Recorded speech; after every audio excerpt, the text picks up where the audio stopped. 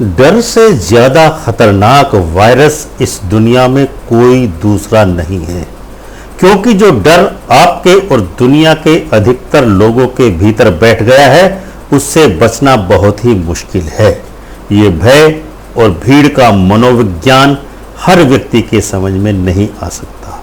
इसीलिए आप लोग डर का रस लेना बंद कीजिए, क्योंकि डर एक तरह का आत्मसम्मोहन ही है। इसीलिए इस चीज को ध्यान से समझिए कि हर समस्या मूर्ख व्यक्ति के लिए एक डर होती है, जबकि ज्ञानी व्यक्ति के लिए वही समस्या डर नहीं एक अवसर होती है, एक सुअवसर होती है। अतः इस कोरोना नामक महामारी को अपने जीवन का शुभ अवसर बनाइए, जीवन का आनंद उठाइए और अपने शौक पूरे कीजिए। नमस्कार दर्शकों, तो आइए शुरू करते हैं आज का कार्यक्रम। आज पूरा विश्व जिस तरह से कोरोना वायरस से परेशान है, उसी तरह 70 के दशक में भारत में हैजा ने महामारी का रूप ले लिया था और पूरे विश्व में हैजा फैला था। तब एक व्यक्ति ने भारतीय मनीषी से प्रश्न किया कि इस महामारी से समूची मानव जाति कैसे बचे। भारतीय मनीषी ने उस विराट प्रश्न को विस्तार से समझाया। वह उत्तर आज भी कोरोना के संबंध में उतना ही प्रासंगिक है। भारतीय मनीषी ने कहा कि आपका यह प्रश्न ही गलत है, क्योंकि प्रश्न यह होना चाहिए था कि इस महामारी के कारण मेरे मन में मरने का जो डर बैठ गया है उसके संबंध में आप क्या सोचते हैं, या इस डर से कैसे बचा जाए। क्योंकि वायरस से बचना तो बहुत ही आसान है, लेकिन जो डर आपके और दुनिया के अधिकतर लोगों के भीतर बैठ गया है उससे बचना बहुत ही मुश्किल है। अब इस महामारी से लोग कम मरेंगे, बल्कि इसके डर के कारण लोग ज्यादा मरेंगे। डर से ज्यादा खतरनाक इस दुनिया में दूसरा कोई भी वायरस नहीं है। इस डर को समझिए, डरिए मत डर से, इसको समझिए, अन्यथा मौत से पहले ही आप एक जिंदा लाश बन जाएंगे।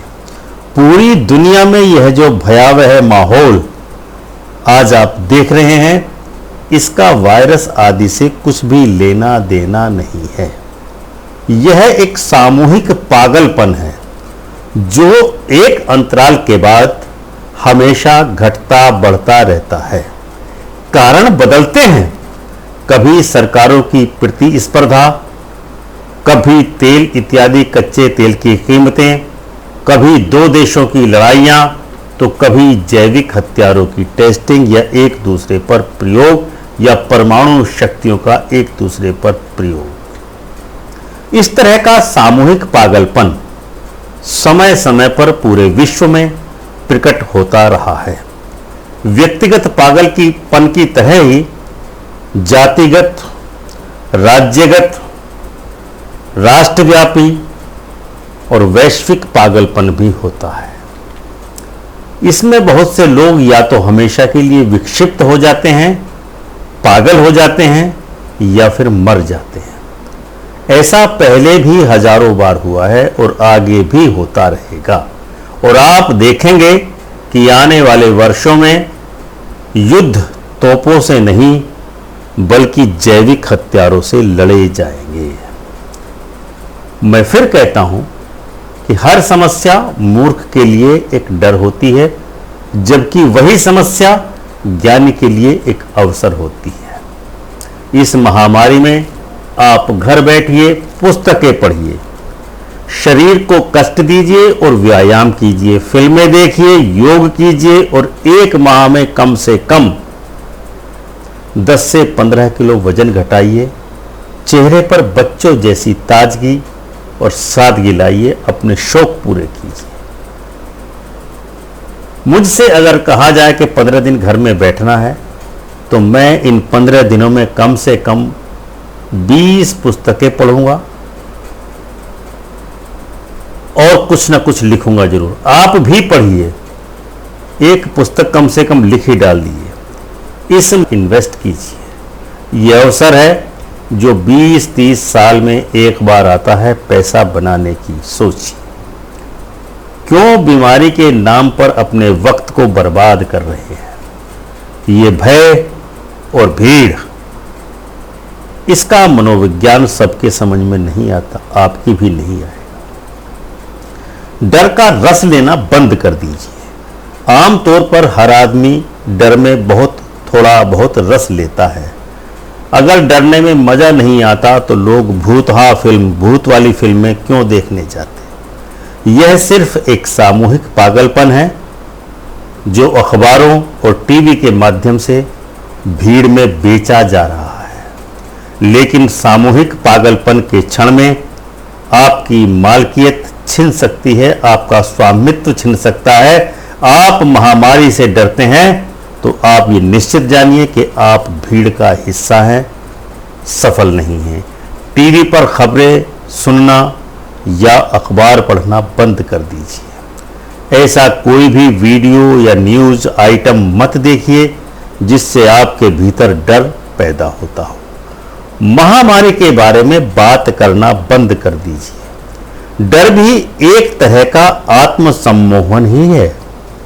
एक ही तरह के विचार को बार बार दिमाग में थोपने से शरीर के भीतर एक रासायनिक बदलाव होने लगता है और यह रासायनिक बदलाव कभी कभी इतना जहरीला रूप धारण कर लेता है कि आपके प्राण तक छीन लेता है। महामारी के अलावा भी बहुत कुछ है जो इस दुनिया में इस समय घटित हो रहा है, उस पर ध्यान दीजिए, उसका आनंद लीजिए। ध्यान साधना से साधक के चारों तरफ एक ओरा बनता है जो उसको सुरक्षा प्रदान करता है। बाहर की नकारात्मक ऊर्जा को उसके अंदर प्रवेश नहीं करने देता। इस महामारी के कारण आज पूरी दुनिया नकारात्मक हो चुकी है। आप नकारात्मकता से बचिए, ध्यान और साधना कीजिए। ऐसे में आप कभी भी इस नकारात्मकता के ब्लैक होल में गिर सकते हैं। इसीलिए ध्यान की नाव में बैठकर ही आप इस झंझावत से, इस महामारी से बच सकते हैं।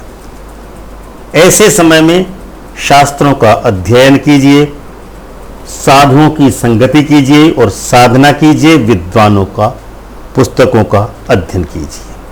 आहार का भी विशेष ध्यान रखिए, शाकाहारी बनिए, स्वच्छ जल पिए। और सबसे अंत में एक बात और कहना चाहता है, धीरज रखिए, जल्द ही सब कुछ बदलने वाला है। जब तक मौत आ ही न जाए तब तक उससे डरने की आपको कोई आवश्यकता नहीं है।